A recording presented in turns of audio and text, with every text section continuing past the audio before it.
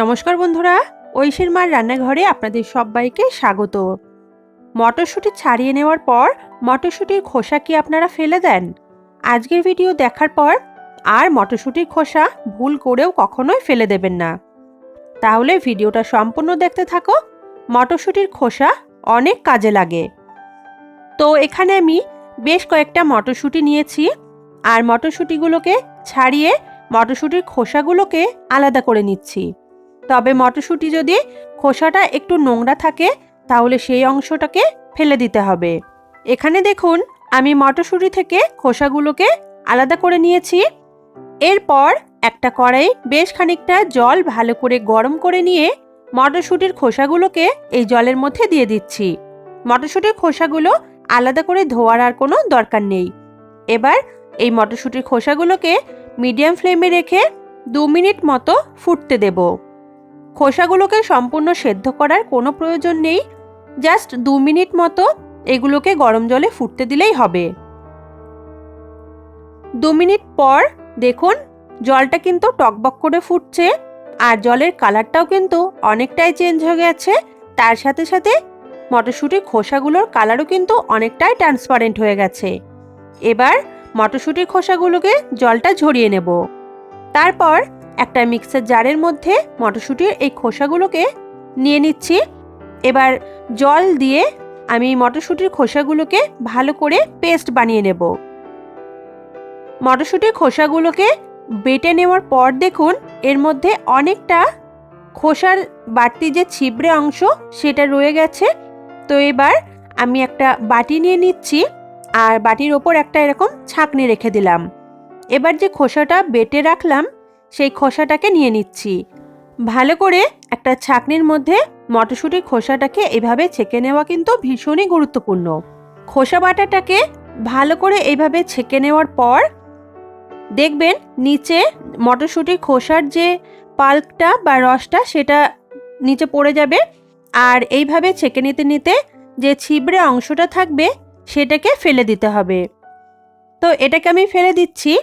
এবার যে মটরশুঁটির খোসা বাটার রসটা বা পাল্পটা রয়েছে এর মধ্যে দিয়ে দিচ্ছি বেসন। আমি এখানে প্রথমে 4 চামচ মতো বেসন দিলাম, আর তার সাথে দেব 2 চামচ মতো চালের গুঁড়ো। চালের গুঁড়োটা দিলে যে রেসিপি আমি বানাচ্ছি সেটা কিন্তু বেশ মুচমুচে হবে খেতে। এর সাথে দিলাম একটা মাঝারি সাইজের পেঁয়াজ কুচি, আর এরপর ঘরোয়া কিছু মশলা দিয়ে দেব যেটা আমাদের সকলের ঘরেই থাকে। দিয়েছি স্বাদ অনুযায়ী লবণ, 1/2 টিস্পুন মতো জিরের গুঁড়ো, 1/2 টিস্পুন ধনের গুঁড়ো, তার সাথে দেব ঝালের জন্য গোলমরিচের গুঁড়ো। আপনারা চাইলে এখানে কাঁচা লঙ্কা কুচি অথবা লঙ্কার গুঁড়ো ব্যবহার করতে পারেন। দিচ্ছি 1/4 টিস্পুন মতো হলুদের গুঁড়ো। এবারে ভালো করে একটা চামচ দিয়ে এই সমস্ত উপকরণকে মেখে নিচ্ছি। প্রয়োজন মতো বেসন আর চালের গুঁড়ো এখানে ব্যবহার করতে হবে মাখার সময়। যতটা বেসন দেবেন তার অর্ধেক পরিমাণে চালের গুঁড়ো এখানে ব্যবহার করতে হবে। দেখুন মাখাটা আমার তৈরি হয়ে গেছে।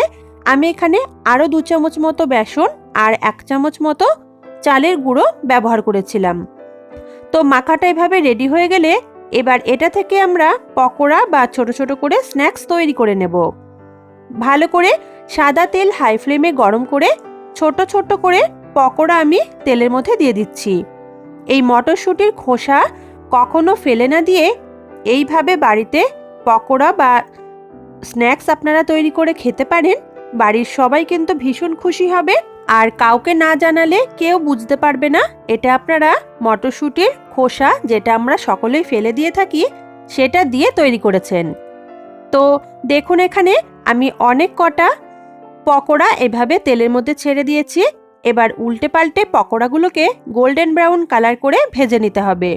গ্যাসের ফ্লেমটা ভাজার সময় অবশ্যই মিডিয়াম টু লোতে রাখতে হবে। মিনিট 3-4 মতো ভাজার পরেই দেখবেন খুব সুন্দর একটা গোল্ডেন ব্রাউন কালার চলে এসেছে পকোড়ার মধ্যে।